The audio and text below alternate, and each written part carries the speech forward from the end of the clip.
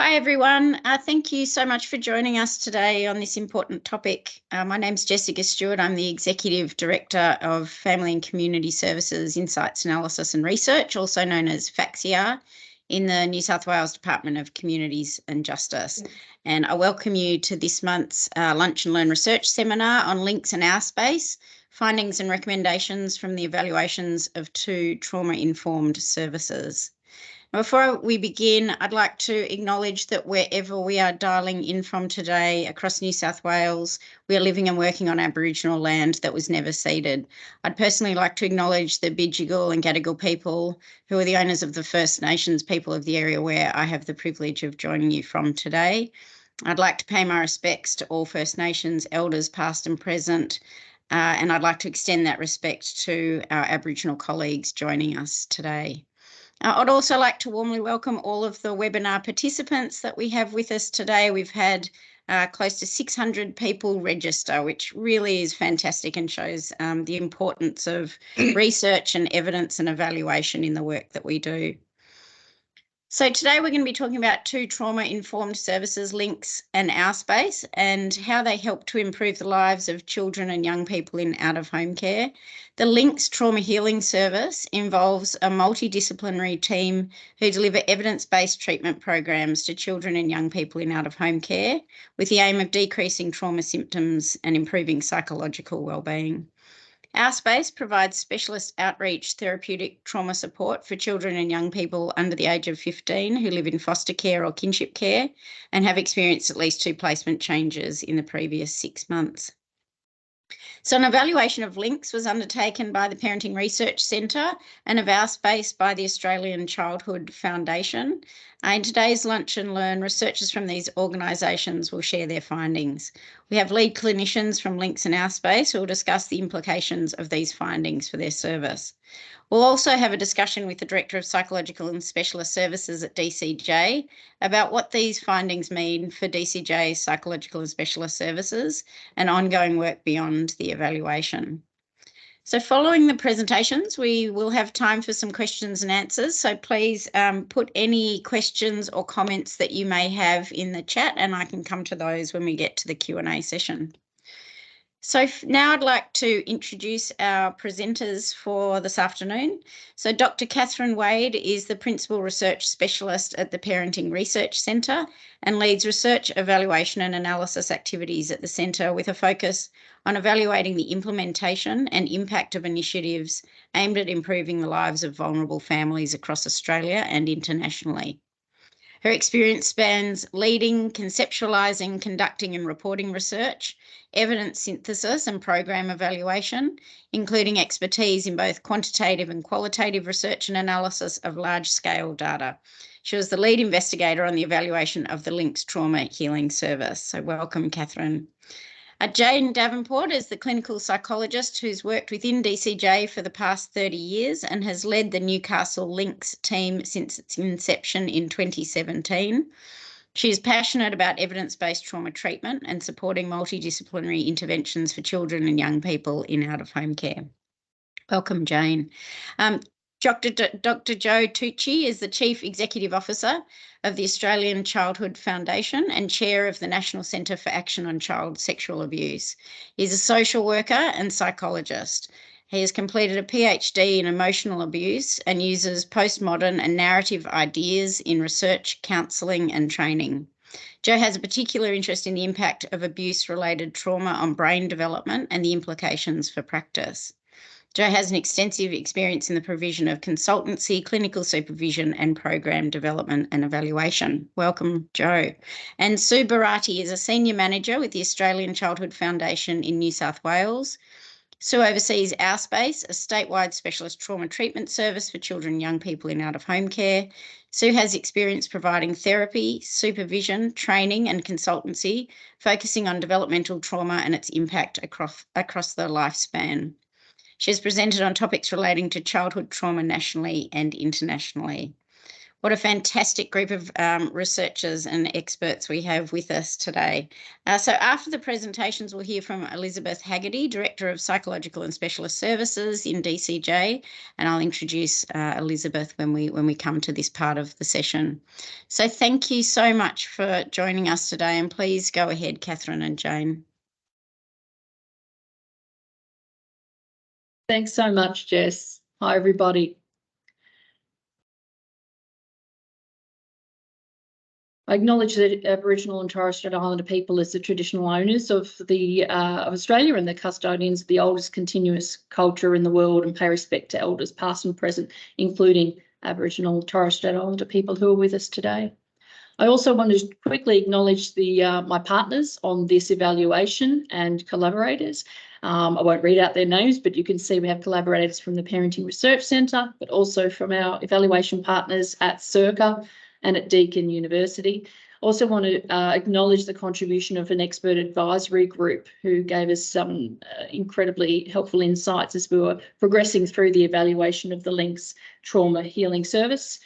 And also to acknowledge the contribution of LINCS staff, who Jane Davenport is representing today, but they gave incredible contributions to the qualitative and the quantitative aspects of the evaluation, but also as did the staff providing on the ground support to families and the families themselves, the carers and the children and young people who are involved in providing data. And also to acknowledge DCJ itself, including FACSIAR, but particularly for the funding for the evaluation. And that QR code there takes you, it's a hyperlink to a copy of the full final report of LINCS. So if you're interested in finding out more, please do scan that code. I'll provide it again at the end of the presentation. So for context, over 16,000 children and young people were living in out-of-home care in New South Wales in 2019. Aboriginal and Torres Strait Islander children were overrepresented in this. 59 in every 1,000 children in care in New South Wales were First Nations children and young people. So in 2015, the New South Wales Government commissioned an independent review of the out-of-home care system.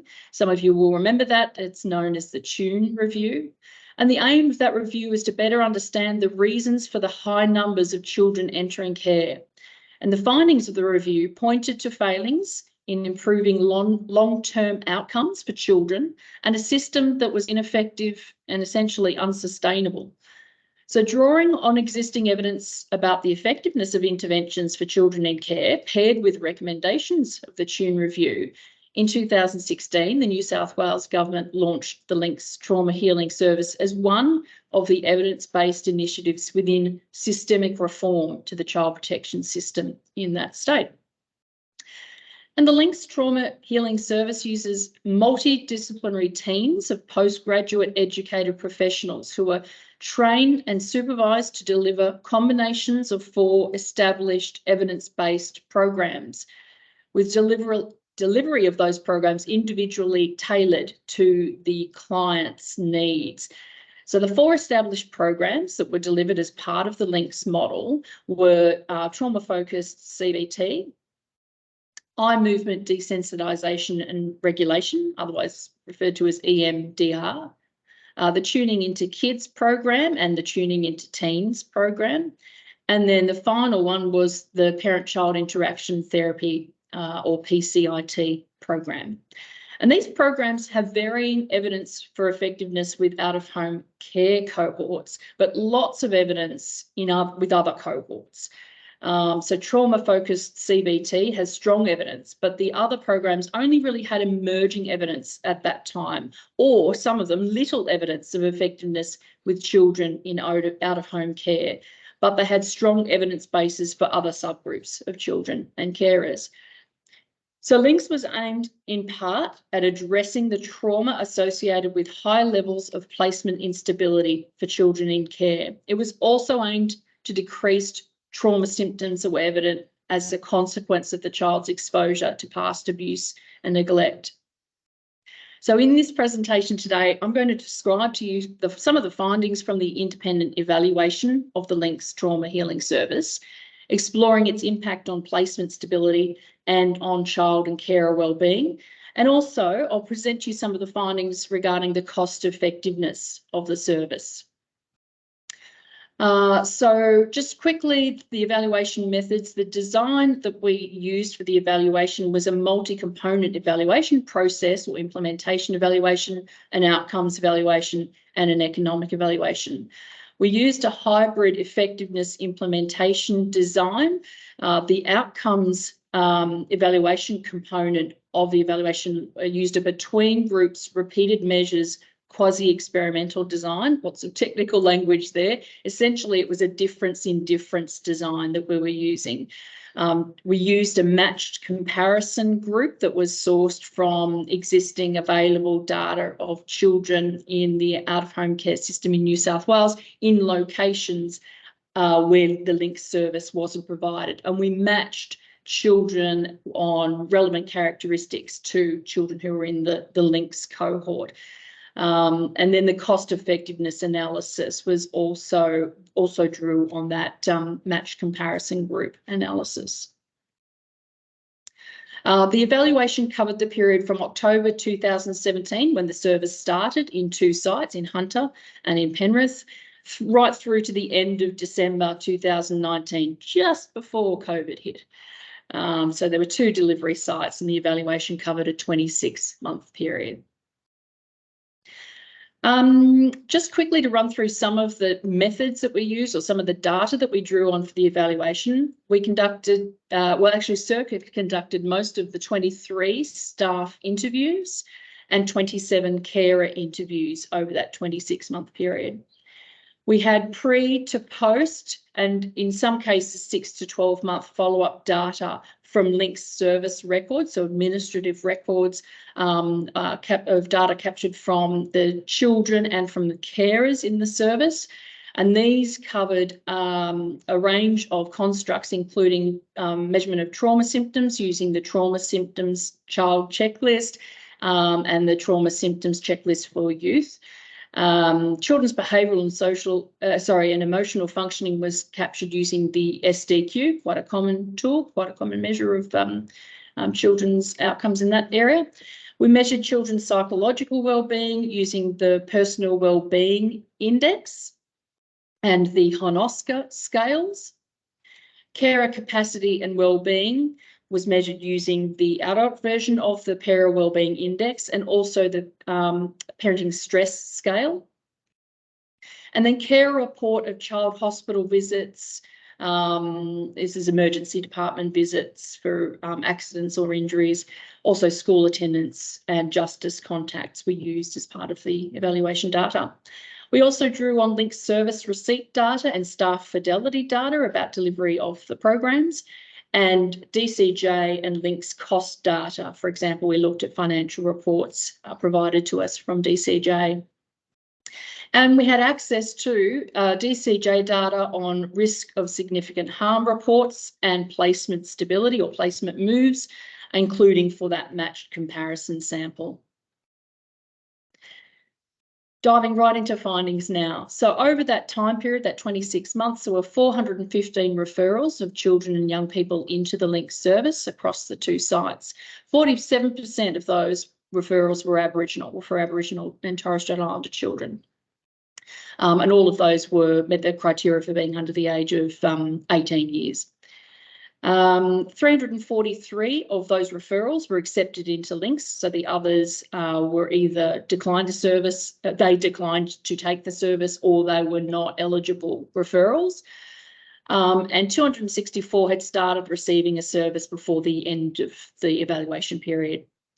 Of those, 208 had exited before the end of 2019, and 108 of those had been deemed by staff to have successfully completed at least one of the 4 evidence-based programs within the service.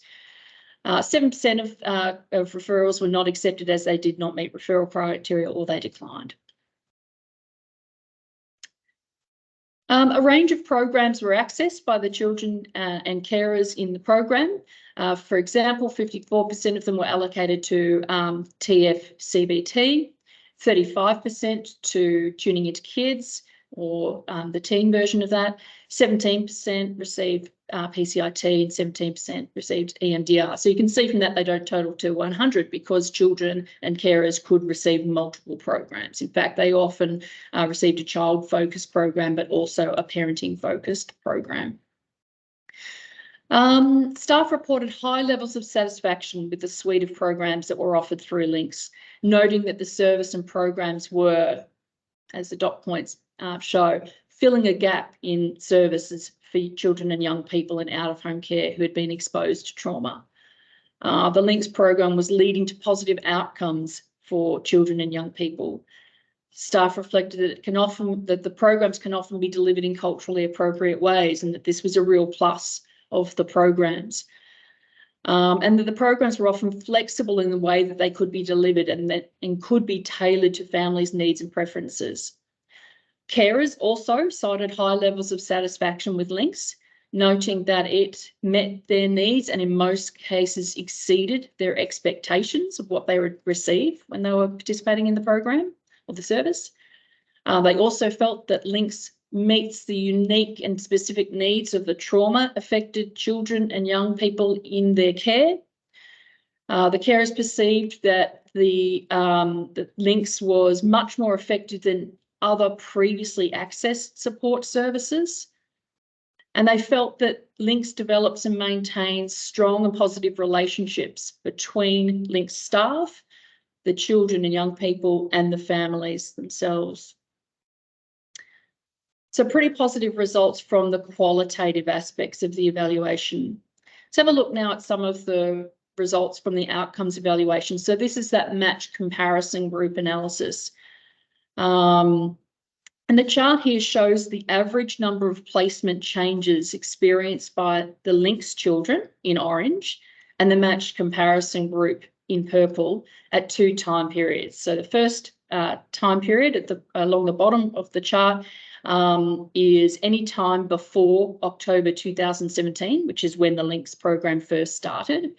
And the second time point on that axis down the bottom is any time after the Links program started. So the 1st of October 2017 through to December 2019. So you can clearly see that the trajectories are different for the two groups, and this difference was highly statistically significant. This treatment effect was in the range of being considered a moderate to a large effect size, which is pretty good. and the sort of effect size that you often don't see with these types of interventions. Even though the Links children saw a small increase in placement moves, so you can see that orange line does increase a little, their mean increased by far less than 1 additional placement move during the period of Links existence, compared to a mean increase of over 2 additional placement changes for non-Links children and young people. This treatment effect held even if children didn't complete a Links program. So completing at least some Links treatment was better than no Links treatment at all. The treatment effect held even when Aboriginal status was taken into account. So the program was effective also for Aboriginal children. What we don't have is longer-term follow-up data. Does that trajectory continue? Do we still see the same sorts of trends 6 months later or 12 months after exiting the Links program? That will be important to monitor, and I know Jane and her team are continuing to keep an eye on that data related to implementation and outcomes from the program. So there is definitely every opportunity to continue to examine this over time. This next slide shows the same time points, but here we're looking at risk of significant harm reports. So the mean number of reports of harm for each group over the 2 time periods. This time the difference between groups was just not statistically significant, but only just not significant. And certainly for those who completed a Links program, there were greater reduction in ROSH reports when comparing those completing Links with the business as usual matched comparison sample. Some other findings that I'll point to, I won't go through all of these in detail, but just quickly, there were no difference in restoration rates compared to the matched comparison group. And looking just at the links children and young people, so ignoring the match comparison group for now, of the 108 children who had completed a program in links by December 2019, 59 were described by staff as having achieved their treatment goals. 39 had progressed towards achieving those goals, and for 10 families, there was no information about goal achievement. Of the children who did not complete a program, many, 40% of them, had made progress towards their treatment goals by the time they exited service. So again, it speaks to the fact that some intervention in the links program is better than none at all. Some does lead to some positive change. For those who completed a program, there were statistically significant changes over time for a number of measures. So there was a significant reduction in disruptive behaviour problems and socio-emotional difficulties for children who participated in links. There were improved relationships with peers and improvements in general health and social functioning. There was a significant reduction in post-traumatic stress. Those who successfully completed a links program had on average close to 2 full days less suspensions from school during their engagement in links compared to the 6 months before they started links. And they had fewer court appearances during links treatment than those who discontinued early. And there was a significant improvement in carer wellbeing for those caring for a child and young person who successfully completed a links program. So the benefits are not just for the children, benefits are for the carers as well. So the results are encouraging, with generally stable or improving outcomes at that 6 and 12-month follow-up period for this data. I'll touch on the economic evaluation results now. So the cost effectiveness analyses, which were led by our colleagues at the Deakin University. The total cost to government of the 26-month delivery of links was around $5.7 million. This equates to around $27,000 per child who went through the program. So if we divide that mean difference in outcomes between links and the match comparison group on the main outcome of placement stability, we get a cost of around about $11,000 per child for each additional placement move in their life. Okay, so a placement change costs the system $11,000. FACSIAR data suggests that the average cost of the system of one placement move is $14,000, closer to $15,000 per child. So there's actually an estimated savings of $3,305 to DCJ with links in the long term.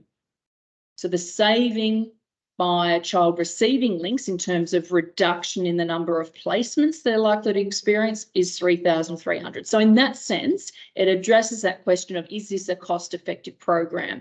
The program costs less to deliver than a placement change costs the system.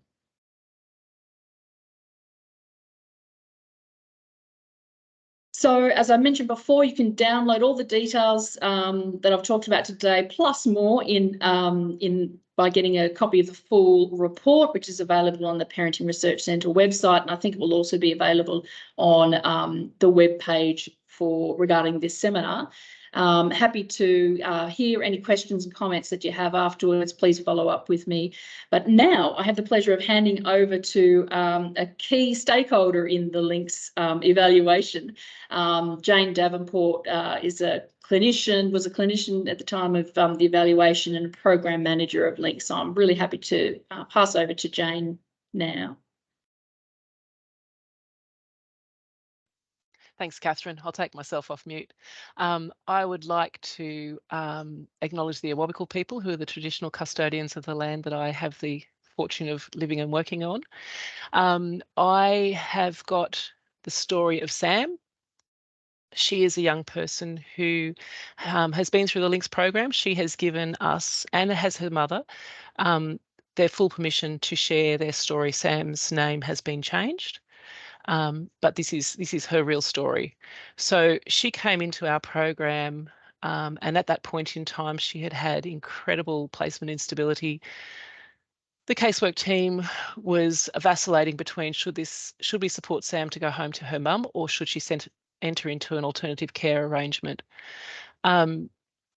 Sam's behavioural profile when she came to us was that she was struggling with complex grief.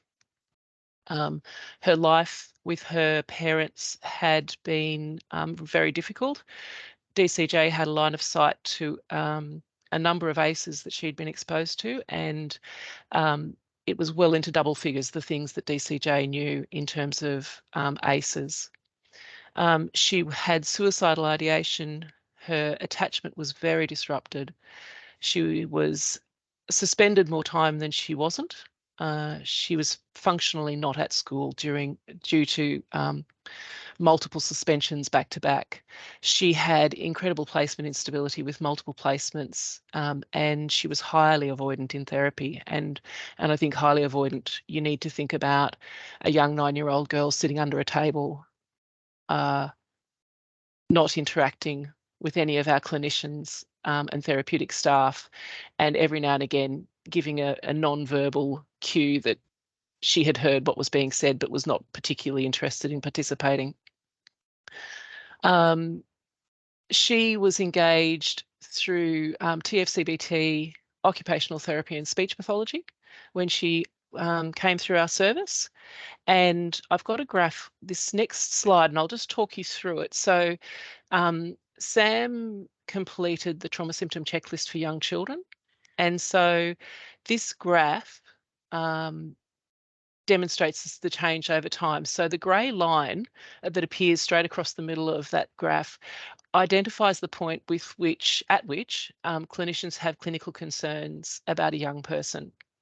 And so you can see that the red line is the pre-data collection point. And at that point in time, Sam's results were above the line more often than they were below the line. And certainly the peaks of that data is well into a highly clinically concerning range.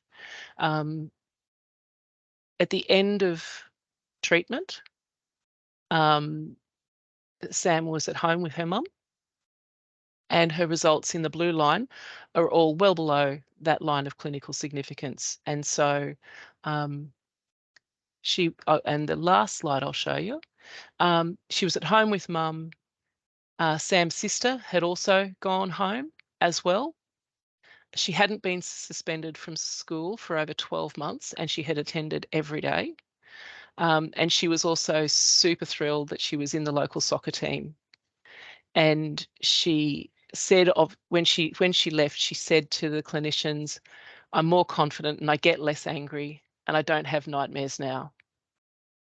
And that's the face of the data that Catherine has been speaking to. And I will send the presentation over to Jo.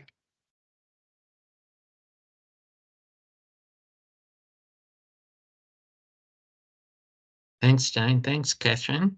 You two are a hard act to follow, just by the way. And I'm going to put up a lot of orange slides now, so I'm really sorry for all the orange that you're going to see. I've even got an orange wall behind me, so I'm right on point in terms of branding for the Australian Childhood Foundation today.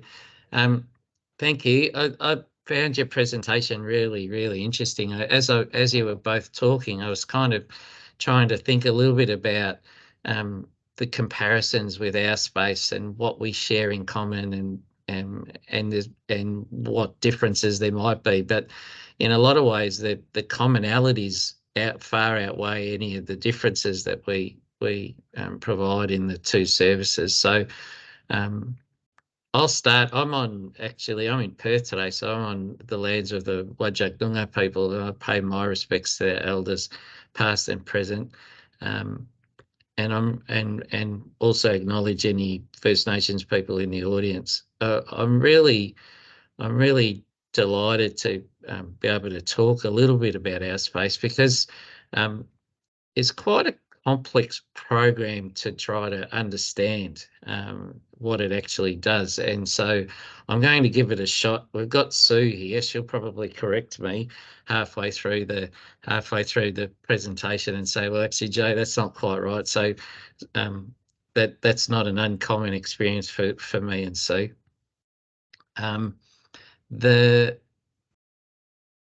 Catherine talked about the Tune report as being a watershed moment in New South Wales, and it was, and it probably still is in a lot of ways. What the pathway for OurSPACE to evolve started with a tender that went out to say that there are about 3,500 at the time. There are about 3,500 children and young people in out-of-home care in New South Wales who had already had 2 placement breakdowns, 2 placement changes in the 6 months leading up to the particular decision-making point that they were looking at. And so Their Futures Matter, TFM, wanted a service that supported the young people to have their trauma symptoms reduce, and with the view that it was the fact that the trauma symptoms themselves, or the impact of the trauma in these kids' lives, was the main source for the placement breakdowns. That in order for them to achieve greater stability in their placements, they had to change. They had to recover. There's a fundamental flaw in that understanding, because there's multiple reasons why placements break down. Some of them are related to the children, some of them are related to the carers, some of them are related to the match between carers and children, and some are related to the system. And so what OurSPACE put forward, or what ACF put forward, was a model that we've been running, for over 20 years, which is looking at therapeutic care as the option for resourcing placement stability and relationship permanence in the lives of these children who, as you'll see in a minute, didn't only have 2 placement breakdowns. In fact, they had 2 placement breakdowns in the last 6 months, but that was only the tip of the iceberg. They, in fact, had multiple placement changes over a long course of their life, and that in itself was affecting them, as you can imagine. The trust, the sense of continuity, the sense of predictability that children need to have in relationships around them, that had evaporated a long time before these kids got referred to us. And it's not for them to heal. It's for the system and the carers to understand what their constellation of unmet needs are, and try to help them to have those needs met. And when you take that approach, you're actually working in the middle. You're working in the middle of relationships and day-to-day interactions between children and carers, children and teachers, children and sport coaches, children and community. And that day-to-day interaction needs guidance, and it needs an appreciation of how trauma sets up dynamics in the lives of children, and then knowing how to make a difference to those dynamics. So that's what OurSPACE does. It's a therapeutic care program that appreciates the impact of trauma on children, but works with the relationships that children live in and play in and learn in order for them to achieve this kind of sense of continuity, identity continuity. And I use those words because for me, that's made up of placement stability, but more important, it's made up of relationship permanence. And when we talk about relationship permanence, we talk about the numbers of the qualities and types of relationships that children have over the long term, not in any one instance, but over the long term. If you had to kind of think about, I try to explain it in this way. If you had to think about the kinds of relationships that you've carried with you over the course of your life, which ones are the ones that are the most important to you and why? And of course, your family features heavily in that, but so do friends from primary school, for example, or friends from your university days, or from work, or, you know, different kinds of relationships that you carry with you as resources and sources of support for you. These kids end up not having that constellation of relationships around them, and that plays into the stability of their current living environment, as well as their identity as a young person. So that's what OurSPACE does. It's a complex program. It's not a trauma healing service, and it's not a placement stability service. It's both. It works across the state. It provides outreach, and it tries to address, as I'm going to show you, it tries to address the needs of children wherever it is that they are. And that's quite a complex service to run, because as you all know, New South Wales is a big place with populations in thinning out as you move away from regional and capital cities, you know, as you move away from major population hubs. And a lot of the referrals that we get are related to areas where services are thin on the ground. So we're having to provide this kind of outreach model out to kids in a range of kind of environments, and you can see that we've had, over at the point of time that this evaluation occurred, you know, we had something like 1,600 referrals.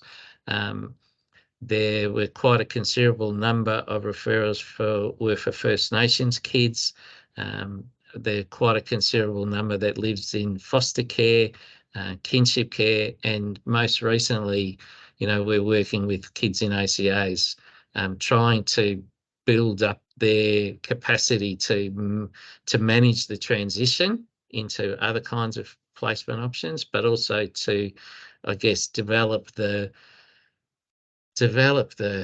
capacity, if you like, to experience relationships in a positive way, so that when they move with some kind of positive outcome at the other side of that move. This just tells you a little bit about where we get all of our referrals, and that just reinforced what I've just said. This slide gives you a bit of a breakdown of the kinds of orders that the children and young people are on.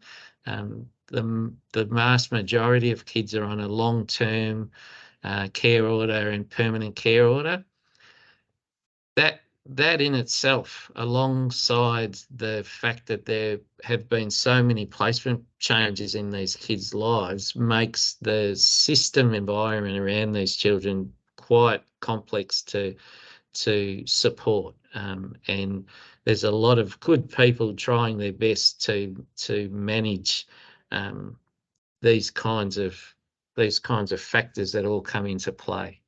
I'm getting into some interesting areas now.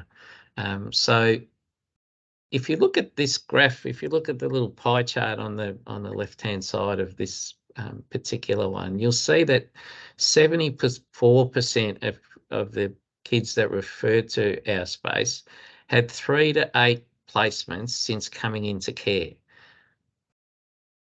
9%, only 9% had 1 to 2 placements, and 17% had 9 or more placements.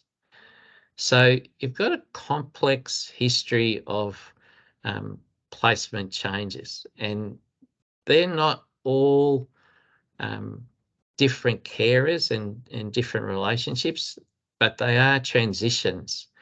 So sometimes kids will go, as you all know, kids will go from foster care, kinship care back home, or they'll come back into foster care. They'll go from kinship care, from one kinship carer to another, come back to the original one. These are all the kinds of placement changes and the disruption that that are being experienced by children being referred to us. So the 2 placement breakdowns that we're talking about in the previous 6 months leading up to the referral is really only the shortest time frame that you can see their experience. Most of the time, they've got a long history of placement changes, and you can see in the next part of that slide that 78% of kids had lived in their placements for less than 12 months. So there's a lot of churn in the lives of these children. Over half the kids had very little or unplanned contact with their siblings. And again, that adds to that lack of relationship permanence that we talked about. And 63% of the kids had no contact or only sporadic contact with their extended family. A lot of these kids have experienced, and any of these slides and we'll send these slides out, or you can email Sue, and we don't have quite a nice little QR code like Catherine did to be able to download it, but we'll make it available to you all. What we know about these children is that not only have they had all of these kind of this placement instability and these changes in relationships, they've also had experienced multiple forms of abuse and violence over many years, and with differing frequencies. So they've experienced sexual abuse, they've experienced family violence, and sometimes, and quite often, all at the same time. So when you talk about the trauma symptomology that these kids are reflecting and expressing in their behaviour to us, and to the world, that expression makes a lot of sense. It has to, it can only serve a function for them, which is about their survival in what is a vortex of changing relationships with a history of abuse and violence in their lives. And so OurSPACE is trying to address that. And it's not just OurSPACE, it's OurSPACE and all of you and the networks of people that are involved in these children's lives. So what we'll see in a minute is that the kinds of care teams, it's not unusual for these children to have care teams that aren't working well, that people have differences of opinion and differences of views about what the best way is to work with, to support these kids. And that often comes from the way that their behaviours are being interpreted and the function that those behaviours are serving and how they're being viewed. And so one of the major kind of important ingredients in this kind of therapeutic care model is to try to support the care team to get on the same page, to have a view of the children's needs that are similar to one another, and to move from being reactive to more proactive planning for these children. And when that happens, you see a lot of the change that we're going to talk about. So in relation to the kinds of impacts that we're seeing, there were a significant decrease in the number of ROSH reports over a 12-month period. The about 44% of children had no further ROSH reports at all after our involvement, and that compared to about an average of 4 ROSH reports per child. And we saw that 70% of the kids that we had worked with had no further placement change in the 6 months during our involvement and the 6 months after our involvement as well. We saw a significant reduction in their trauma symptoms.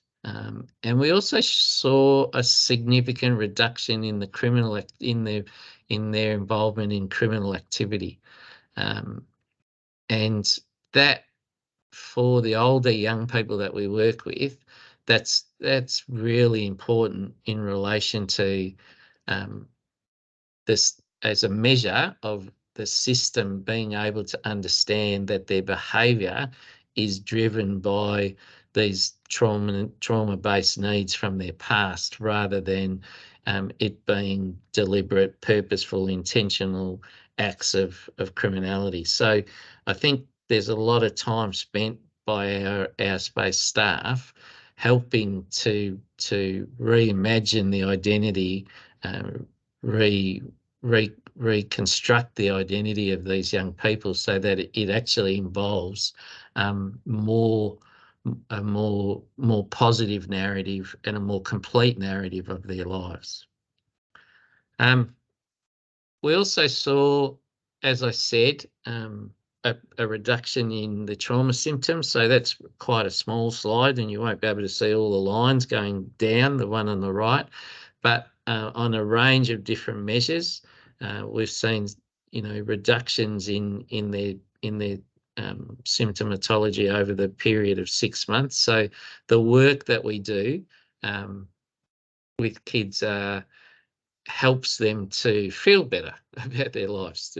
They begin to not be so shaped and influenced by their past. That's effectively all of those lines. That's what those lines are telling you.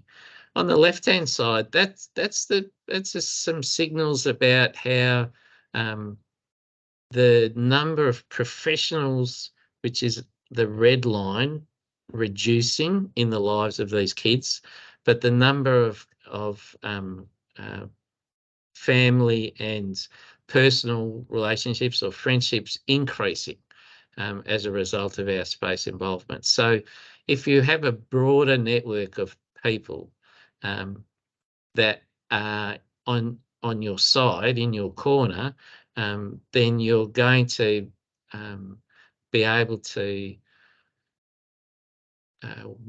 sort of experience your life in a far more positive way, and that's one of the outcomes that we look at with OurSPACE.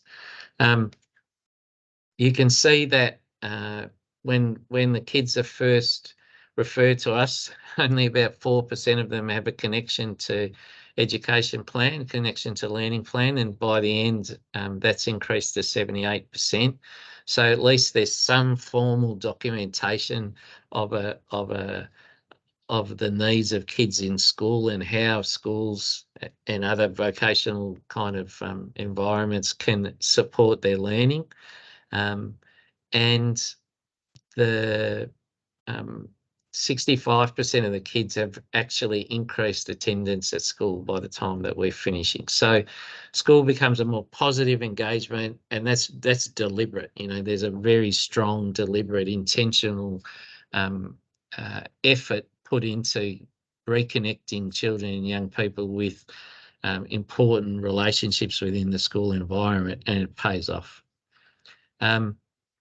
You can see that we also have some significant improvements in the relationships for First Nations children.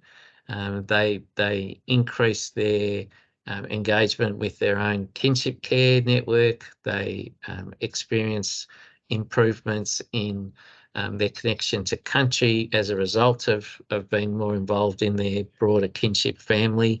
And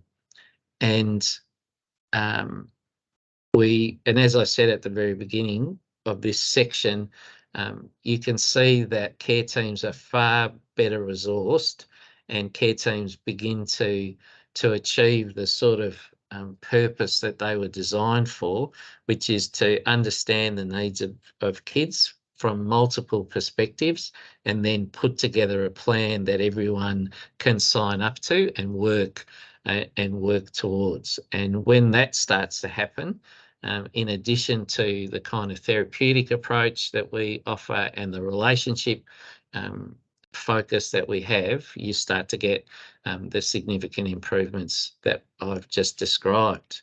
I think that's about all I'll say, and leave it for some questions. So thank you. Thanks, everybody. Thanks so much, Joe. Really interesting presentations, and we might go straight now to a discussion with Elizabeth Hagarty. And I can see, thank you, Catherine and others who have been answering the questions in the chat. It looks like most of them have been answered, which is fantastic. So Elizabeth is the Director of Psychological and Specialist Services in DCJ. Elizabeth is a registered psychologist, certified change specialist, has a Masters of Organisational, is a candidate for a Masters of Organisational Psychology. She's gained extensive experience working across different sectors, including NGOs, private organisations and government departments, and has dedicated her work to improving the mental health and wellbeing of those most vulnerable, with a drive and focus to deliver evidence-based models of care. So thank you, Elizabeth. Welcome back. And I just wanted to ask you a few questions in relation to the presentation. So firstly, what are your reflections about the findings of these evaluations? Thanks, Jess. When I do think about the findings of the evaluation, I think for those of us who work in out-of-home care and complex presentations, and even maybe if you're caring for a child and young person, I think it brings some hope. I think it provides the insights into the needs of children and young people in out-of-home care, knowing that we've got an independently evaluated model of care that works to improve the social and emotional wellbeing trajectory of these children and young people is absolutely invaluable for us. We know that the evidence-based programs offer the best therapeutic solutions for this highly vulnerable population. And as we've heard today, they often have significant trauma. And it's really important that we have a clear model of care that is attuned to the needs of these children and young people and families. And I guess the evaluation for us has highlighted, as you heard from Catherine, the clinical and economic effectiveness of the program and how important it is to apply a systemic approach to care. And I guess and the value of a multidisciplinary team. So that includes for us psychologists, speech pathologists, occupational therapists and psychiatry alongside of casework practice. So really looking at the care team and everybody being on that same page, which impacts on the outcomes for children and young people. And it also highlighted for us the important value of user experience. So talking to the child, raising their voice, including that in their treatment, and how important that is to always keep that front and centre, despite, as we all know, and for those of us that do work in the system, it can get really busy and chaotic at times. So I think always holding the voice front and centre. And just the importance for us of the using clinical-based and evidence-based interventions that foster placement stability. So we know that the evaluation showed that the results showed that it improved placement stability. And you do that through really good model fidelity. So being very clear with what your treatment model is and the intended outcomes was absolutely critical for us. And I'm sure for those that deliver services, how important fidelity to model is, and having the data to back up the good work, because that also informs treatment planning as well. And lastly, I think just the recommendations of a good evaluation has enabled us to continue to improve our service along the way, and that's just good clinical practice, wanting to continually improve your service. So yeah, I think just having an evaluation accessible is crucial for us. Thank you. We've kind of answered one of my last question, but I might just quickly ask you before we go to a Q&A with the panel, have the findings changed, or how have the findings changed your approach to trauma-informed services? Yeah, I think I did, didn't I, Jess? I kind of semi-answered that, but I think it highlighted, it's confirmation that the program works, right? So, and an opportunity to demonstrate the value add of treatment and interventions with children and young people in out-of-home care, and maintaining that holistic kind of person-centred approach for us has been really important. It also has helped us to strengthen and embrace Aboriginal ways of knowing, being and doing.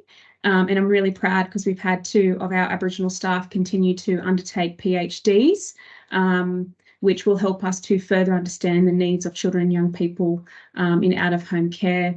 And I think for us, since this evaluation, it's really enabled us to continue to support hundreds of children and young people, and we've sustained those good outcomes, and recent data analysis in 2023 have continued to demonstrate the placement stability. And we've also had opportunity to pilot a smaller program and expand it. And I think that's what we're looking mostly forward to in the future, which is being able to continue to expand the program. And you can do that with a good evaluation that demonstrates the outcome and has the evidence there. So, yeah, thanks, Jess. Great, thank you. So I'll just turn to the panel now, and I can see most of the questions have been answered, but there's one just around our results available separately for Aboriginal children.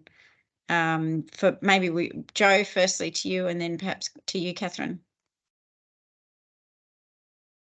Yeah, in our report, it shows the differences between the impact for Aboriginal kids as well as for non-Aboriginal kids. Thank you. Yeah, and similarly, you can, in the report, you can see some of the results, at least for Aboriginal kids separated from the non-Indigenous children in the samples. But I mean, I should point out that the biggest finding, I think, that speaks to the success of links with Aboriginal and Torres Strait Islander children is the fact that the significant effects of the programs on that placement stability outcome were held regardless of the Aboriginality of the children. So there are no differences if we put Aboriginality into the model. So really, I think that finding speaks to the value of the link service as an effective treatment model for the large numbers of Aboriginal and Torres Strait Islander children who continue to be in out-of-home care. Thank you so much. Well, just in the closing minutes, I'll just ask each of you if you have sort of one closing remark or piece of advice from the work that you've been doing. What will be your key takeaway message? So I might start with you, Catherine. Sure. The strength of the links model is in the evidence-based programs, and as Liz pointed out, the skill of that highly qualified, skilled clinical team, multidisciplinary team that they have in those locations. You know, it's the use of that multidisciplinary team, including Aboriginal clinicians, and applying those evidence-based programs with fidelity, but with some adaptation, particularly for cultural appropriateness. But that's the key to the success of the links program as far as we could see as evaluators. Thank you. Jane? I think my takeaway message is this work is really hard, and these young people's lives, and I underplayed Sam's struggles, but her struggles were very real and at very times scary. And I think an evidence-based model that holds the young person, it holds you as a worker, it holds your team, is critically important.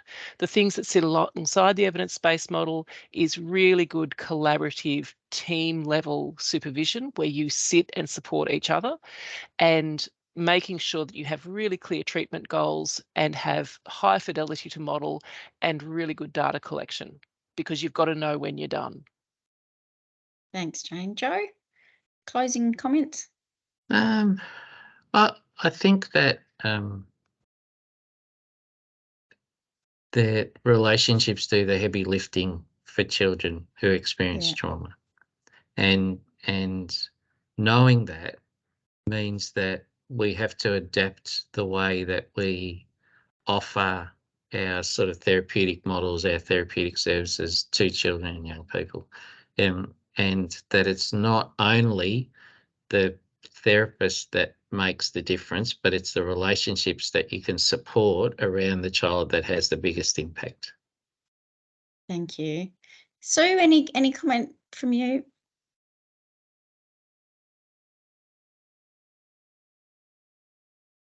No, I just think as I listen to everyone speaking, I feel really privileged to be able to support the work that we all do with these children, and they deserve better.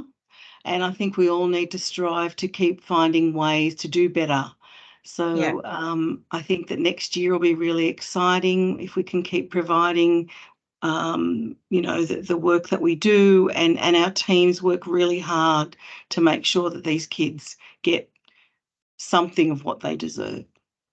Thank you. Well, thank you all so much, and huge congratulations really to building the evidence base of effective programs. It's really important work, and it's been really interesting to hear your findings today and reflections from you as well, Elizabeth. So thank you all so much. And we look forward to your participation at the next Lunch and Learn. Thank you.